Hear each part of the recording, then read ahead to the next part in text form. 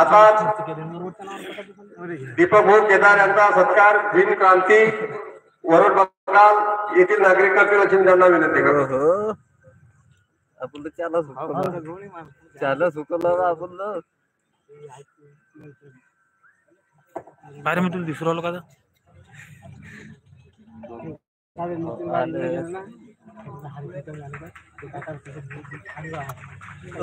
आंबोरे ते सारा पाहिजे द्यायला लागते वापिस.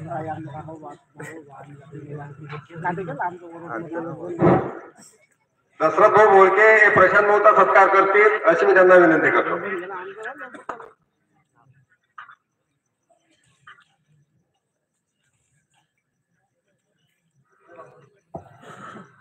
लाईटले का बंदच ठेवला पाहिजे ना, कायच करा. बंदच ठेवला पाहिजे.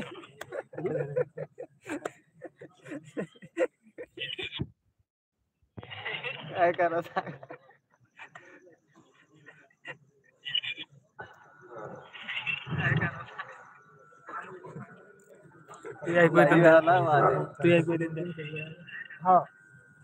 आत्मक्लेश मोर्चाच्या निमित्तानं मंचकार उपस्थित पाहुणे मंडळी यांचं सहर्ष स्वागत.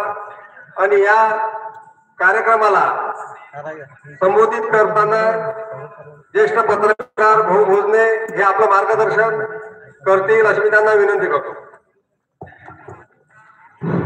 फुले शाहू आंबेडकर यांच्या विचारांना अभिवादन. मंचावर उपस्थित असलेले आदरणीय ऑल इंडिया पॅन्थर राष्ट्रीय ऑल इंडिया पॅन्थर सेनेचे राष्ट्रीय अध्यक्ष आदरणीय केदार भाऊ, मंचावर उपस्थित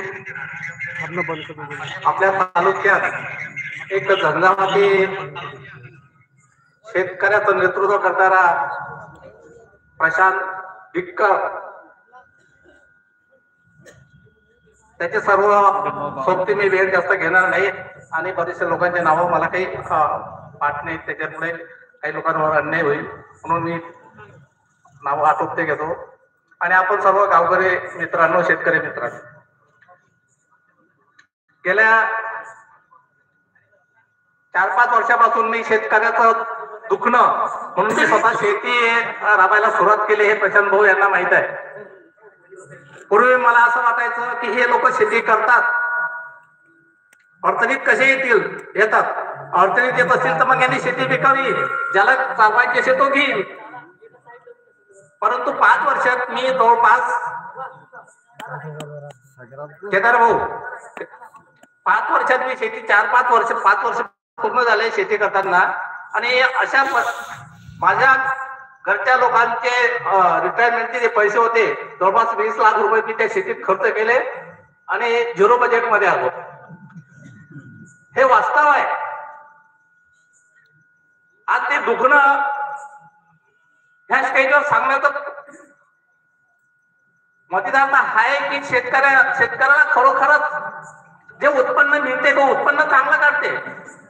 मी इमाने शेतीचं काम केलं, त्याच्यातून उत्पन्न कमावलं, परंतु निसर्गानं साथ दिली नाही आणि माझं उत्पन्न म्हणजे जे निघणार होतं त्याचा पैसा वसूल करता आला नाही. माझे मित्र गजानन ढगे यांना मी नेहमी म्हणायचो की फक्त तुम्ही लोक शेती सोडून द्या, दुसरे धंदे करा.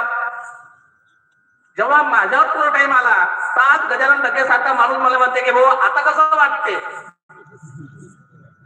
पत्रकारिता करताना, राजकारण करताना बऱ्याचशा गोष्टी तुम्ही जाणत नव्हते, परंतु आज स्वतः प्रत्यक्ष फिरवत जेव्हा काम करता शेतीच्या, तेव्हा समजते की जंगलात काम करताना सरळ पिचू काटा रात्रीचा टाइम कधीही पाहत नाही कोणताही शेतकरी. मी नाही पाहिलं म्हणून मी सांगतो.